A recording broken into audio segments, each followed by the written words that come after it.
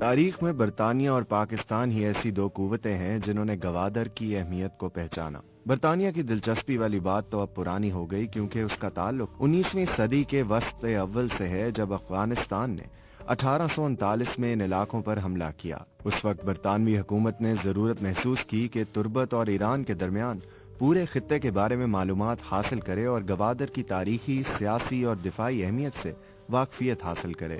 گوادر پر پاکستان کی توجہ تقسیم ہند کے فوراً بعد ہی مبذول ہو گئی تھی اور اس نے اپنے قیام کے تقریباً 2 برس بعد سنجیدگی سے کوشش کی کہ یہ علاقہ اس کی تحویل میں آ جائے۔ بلوچ قبائل سے عمان اور پھر پاکستان کے قبضے میں آنے والی اس بندرگاہ پر انڈیا کی بھی نظریں تھیں۔ آپ سن رہے ہیں BBC اردو کی پوڈ کاسٹ اور میں ہوں سعد سہیل۔ بحیرہ عرب کے کنارے واقع اس ساحلی علاقے میں پاکستان کی دلچسپی کی وجوہات 2 تھیں: معیشت اور مضبوط دفاعی حصار۔ گوادر ان دونوں مقاصد کی راہ میں ایک بڑی دیوار کے طور پر حائل تھا۔ یہ دیوار صرف اس طور گرائی جا سکتی تھی اگر یہ علاقہ پاکستان میں شامل کر لیا جاتا۔ پاکستان اپنے قیام کے بعد اپنی تاریخ کے شاید سب سے بڑے اقتصادی بحران سے دوچار تھا، جب وہ سرکاری ملازمین کی تنخواہوں کی ادائیگی کے وسائل بھی نہیں رکھتا تھا۔ اسمگلنگ کی وجہ سے اس مسئلے کی سنگینی میں مزید اضافہ ہو گیا تھا، کیونکہ اس طرح سے قومی وسائل تیزی سے سکڑتے جا رہے تھے۔ اس زمانے میں اسمگلنگ کا ایک بڑا مرکز گوادر کی یہی پرانی اور غیر ترقی یافتہ بندرگاہ تھی۔ اگرچہ یہاں ایک ایئرپورٹ بھی موجود تھا، لیکن اس کے استعمال کی نوبت کبھی کبھار ہی آتی اور 1956 میں آخری بار اسماعیلی برادری کے پرنس علی خان کی یہاں آمد کے موقع پر رونق دیکھی گئی تھی۔ دفاعی عدم تحفظ کے مسئلے سے نمٹنے کے لیے حکومت پاکستان نے مختلف جائزے مرتب کروائے، جن کے بعض منتخب حصے 25 ستمبر 1958 کو پاکستانی اخبار نوائے وقت میں شائع ہوئے۔ اس رپورٹ کے مطابق پاکستان بحیرہ عرب کی اس ساحلی پٹی کے ساتھ ساتھ گوادر کے مقام تک، جو پاکستانی سرزمین کا آخری مقام ہے، ایک سڑک تعمیر کرنے کا ارادہ رکھتا تھا تاکہ ملک کا دفاع مضبوط بنانے کے ساتھ ساتھ اسمگلنگ پر بھی قابو پایا جا سکے۔ لیکن اس منصوبے کی راہ میں سب سے بڑی رکاوٹ گوادر کی صورت میں حائل تھی، جس پر اس کا کوئی اختیار نہیں تھا۔ رپورٹ کے مطابق یہی سبب تھا کہ حکومت پاکستان نے 1949 میں ہی گوادر کے حصول پر سنجیدگی سے توجہ دینا شروع کی۔ یہ کوششیں 1958 میں اپنے عروج پر پہنچ گئیں جب پاکستان اور عمان کے درمیان اس معاملے میں فیصلہ کن بات چیت ہوئی، جس میں اس خطے میں سابق قابض قوت اور عمان میں فوجی اڈے رکھنے والی طاقت برطانیہ نے دونوں ملکوں کی معاونت کی۔ یوں اس زمانے کی غیر ترقی یافتہ بندرگاہ پاکستان کا حصہ بن گئی۔ پاکستان میں گوادر کے انضمام کا اعلان اس وقت کے پاکستانی وزیر اعظم فیروز خان نون نے پارلیمان کے اجلاس میں کیا اور قوم کو بتایا کہ عمان کے سلطان اعلیٰ حضرت سعید بن تیمور نے یہ علاقہ خیر سگالی کے جذبے کے تحت بلا معاوضہ پاکستان کے حوالے کیا ہے، جو نسلی، لسانی، جغرافیائی، تاریخی اور فطری طور پر پاکستان کا حصہ تھا۔ اس کے ساتھ یہ بھی واضح کر دیا گیا کہ آئین کی دفعہ 104 کے تحت یہ علاقہ مغربی پاکستان میں شامل سمجھا جائے گا۔ اسے خصوصی حیثیت حاصل ہوگی، لیکن یہاں کے باشندوں کے حقوق ملک کے دیگر شہریوں کے برابر ہوں گے۔ پاکستان کے طول و عرض میں یہ اعلان ایک بڑی کامیابی کے طور پر سنا گیا اور ملک کے تمام حصوں میں چراغاں کر کے اس کی خوشی منائی گئی۔ گوادر کی آبادی بھی ان خوشیوں میں شامل تھی۔ عمان سے گوادر کا رسمی طور پر قبضہ حاصل کرنے کے لیے وفاقی حکومت کے سیکرٹری کابینہ آغا عبدالحمید سمندری راستے سے کراچی سے گوادر پہنچے تو وہاں کی مقامی آبادی بندرگاہ پر امٹ پڑی، جبکہ کشتی بانوں اور ماہی گیروں کی ایک بڑی تعداد نے گردن گردن گہرے پانی میں تیرتے ہوئے کروز تک پہنچ کر ان کا استقبال کیا۔ اگلے روز برطانوی قونصل جنرل نے آغا عبدالحمید کو وہ دستاویز پیش کیے جن کے ذریعے گوادر پاکستان کا حصہ قرار پایا۔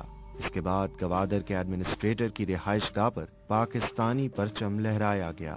پاکستانی ذرائع ابلاغ میں بھی اس واقعے کو ملک کی تاریخی کامیابی اور انڈیا کی ہزیمت کے طور پر دیکھا گیا۔ اس سلسلے میں روزنامہ جنگ میں انتہائی دلچسپ کارٹون شائع ہوا، جس میں 2 دروازے دکھائے گئے تھے۔ ان میں سے ایک انڈین ساحلی علاقے گوا کا تھا، جس سے انڈیا کو نکلتے ہوئے دکھایا گیا، جبکہ پاکستان کو گوادر کے دروازے سے اندر داخل ہوتے دکھایا گیا۔ پاکستان میں سرشاری کی یہ کیفیت آئندہ تقریباً 2 ہفتے یعنی اس وقت تک جاری رہی جب تک عالمی شہرت یافتہ جرید ٹائم کا آئندہ 22 ستمبر کا شمارہ شائع نہیں ہوا۔ اس میں بتایا گیا تھا کہ پاکستان کو گوادر کا یہ قبضہ جذبہ خیر سگالی کے طور پر بلا معاوضہ حاصل نہیں ہوا، بلکہ اس کے لیے ایک خطیر رقم یعنی 4,20,00,000 روپے ادا کیے گئے ہیں۔ جریدے نے یہ انکشاف بھی کیا کہ حکومت پاکستان نے سلطان کو یقین دہانی کروائی ہے کہ اگر اس علاقے سے تیل نکالا گیا تو اس کی آمدن میں سے کچھ حصہ انہیں بھی دیا جائے گا۔ پاکستانی ذرائع ابلاغ نے یہ خبر بڑے نمایاں انداز میں شائع کی، جس سے ملک میں بحرانی کیفیت پیدا ہو گئی۔ حکومت پر الزام عائد کیا گیا کہ اس نے قوم کو غلط معلومات فراہم کی اور انہیں اندھیرے میں رکھا۔ اس ہنگامہ خیز صورتحال میں حکومت کچھ دنوں تک خاموش رہی، لیکن 24 ستمبر 1958 کے بعد گورنر مغربی پاکستان نواب مظفر قزلباش نے اپنے ایک پالیسی بیان کے ذریعے خاموشی توڑی۔ اس سے ٹائم میگزین کی خبر سے شروع ہونے والی بحث کا بھی خاتمہ ہوا اور اس معاملے میں ایک نیا پہلو بھی شامل ہو گیا، یعنی گوادر کے حصول کے سلسلے میں انڈیا کی دلچسپی سامنے آئی۔